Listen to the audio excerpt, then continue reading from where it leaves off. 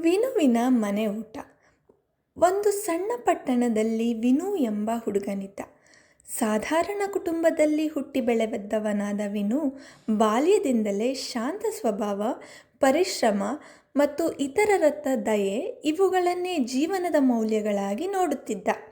ಮನೆಯ ಆರ್ಥಿಕ ಪರಿಸ್ಥಿತಿ ತುಂಬ ಬಲವಾಗಿರಲಿಲ್ಲ. ಅಪ್ಪನಿಗೆ ಒಂದು ಚಿಕ್ಕ ಕೆಲಸ, ಹಾಗೆ ಅಮ್ಮ ಗೃಹಿಣಿ. ಆದರೆ ಅವರ ಕನಸುಗಳು ಮಾತ್ರ ದೊಡ್ಡವು. ವಿನು ಶಾಲೆಯಲ್ಲಿದ್ದಾಗಲೇ ತಾನೊಬ್ಬ ಉತ್ತಮ ಪ್ರಜೆಯಾಗಿ ಹಾಗೆ ಅನೇಕ ಬಡ ಜನರಿಗೆ ಸಹಾಯ ಮಾಡಬೇಕು ತನ್ನೊಳಗೆ ಮಾತು ಕೊಟ್ಟಿದ್ದ. ಆದರೆ ಜೀವನ ಸದಾ ಸರಳ ಮಾರ್ಗವಲ್ಲ.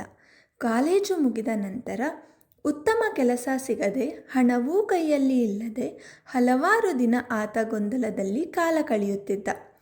ಒಂದು ದಿನ ಅಮ್ಮ ಮಾಡಿದ ಚಟ್ನಿ ದೋಸೆ ತಿನ್ನುತ್ತಾ ಕುಳಿತಾಗ ಅವನಿಗೆ ದೋಸೆಯ ರುಚಿ ತುಂಬ ಇಷ್ಟವಾಯಿತು. ಅದೇ ಸಮಯದಲ್ಲಿ ಒಂದು ಆಲೋಚನೆ ಬಂತು. ನಾನು ಮನೆಯ ಊಟವನ್ನೇ ವ್ಯವಹಾರವನ್ನಾಗಿ ಯಾಕೆ ಬದಲಿಸಬಾರದು ಎಂದು ಯೋಚನೆ ಮಾಡಿದನು. ಆಲೋಚನೆ ದೊಡ್ಡ ಕನಸಾಗಿ ಮಾರ್ಪಟ್ಟಿತು. ಮುಂದಿನ ದಿನ ಬೆಳಗ್ಗೆ ಸ್ವಲ್ಪ ಸಾಲ ಕೇಳಿ ಒಂದು ಚಿಕ್ಕ ಗಾಡಿಯನ್ನು ತಯಾರಿಸಿ ವಿನು ತನ್ನ ಮೊದಲ ಫುಡ್ ಕಾರ್ಟ್ ಶುರು ಮಾಡಿದ. ಅವನು ಅದಕ್ಕೆ ವಿನುವಿನ ಮನೆ ಊಟ ಎಂದು ಹೆಸರಿಟ್ಟ. ಆರಂಭದಲ್ಲಿ ಯಾರೂ ಅವನತ್ತ ಗಮನ ಕೊಡಲಿಲ್ಲ. ಕೆಲವರು ಬೆಲೆ ಕೇಳಿದರೆ ಹೊರತು ತಿನ್ನಲು ಬರಲಿಲ್ಲ. ಕೆಲ ದಿನ ಮಳೆ, ಕೆಲ ದಿನ ಬಿಸಿಲು, ಹಗಲು ರಾತ್ರಿ ಎನ್ನದೆ ವಿನು ಕಷ್ಟಪಟ್ಟು ಕೆಲಸ ಮಾಡುತ್ತಿದ್ದ. ರಾತ್ರಿ ಮನೆಗೆ ಹೋದ ಮೇಲೆ ಕೈಯಲ್ಲಿ ಲಾಭ ಕಾಣದಿದ್ದರೂ ವಿನು ಒಂದನ್ನೇ ನಂಬಿಕೊಂಡಿದ್ದ. ತಾನು ಇಂದು ಪರಿಶ್ರಮ ಪಟ್ಟರೆ ದೇವರು ಒಂದಲ್ಲ ಒಂದು ದಿನ ತನ್ನ ಮೇಲೆ ದಯೆ ತೋರುತ್ತಾನೆ ಎಂದು ಅವನು ದೃಢವಾಗಿ ನಂಬಿದ್ದ. ಮೆಲ್ಲ ಮೆಲ್ಲವಾಗಿ ಜನರು ಅವನ ಊಟದ ಗುಣವನ್ನು ಗಮನಿಸಲು ಶುರು ಮಾಡಿದರು.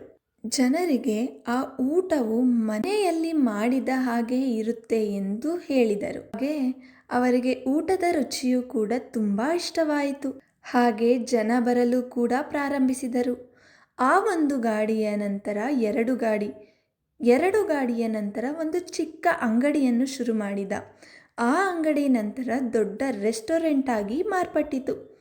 ಅವನ ಪರಿಶ್ರಮ, ವಿನಮ್ರತೆ ಹಾಗೂ ಎಂದಿಗೂ ಹಿಂತಿರುಗದೆ ಮುಂದೆ ಸಾಗುವ ಧೈರ್ಯ ಇವೆಲ್ಲವೂ ಅವನ ಜೀವನವನ್ನೇ ಬದಲಿಸಿದವು. ಹೀಗೆ ಒಂದು ದಿನ ಅವನ ಅಂಗಡಿಯ ಮುಂದೆ ಜನ ತುಂಬಿರುವುದು ನೋಡಿ ಅವನ ತಾಯಿ ಕಣ್ಣೀರು ಹಾಕುತ್ತಾ ಹೇಳಿದರು, ವಿನು, ನಮ್ಮ ಮನೆಯ ಗೌರವ ನಿನ್ನ ಪರಿಶ್ರಮವೇ.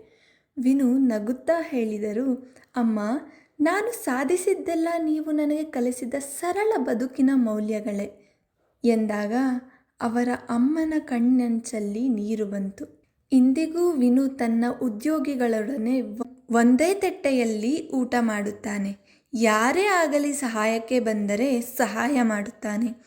ಯಾಕೆಂದರೆ ಅವನು ಬಡತನದ ರುಚಿಯನ್ನು ಅರಿತವನಾಗಿದ್ದ. ಕಥೆಯ ನೀತಿ ಏನೆಂದರೆ, ವಿಜಯ ದೊಡ್ಡ ಅದೃಷ್ಟದಿಂದ ಬರಲ್ಲ. ಪರಿಶ್ರಮ, ಸಹನೆ ಮತ್ತು ಎಂದಿಗೂ ಕೈಬಿಡದ ಮನೋಬಲ ಇವುಗಳಿಂದಲೇ ಬದುಕು ಬದಲಾಗುತ್ತೆ. ಹೋರಾಟ ಮಾಡಿದವರಿಗೆ ಮಾತ್ರ ಬೆಟ್ಟದ ತುದಿಯನ್ನು ಕಂಡವರಾಗಿರುತ್ತಾರೆ.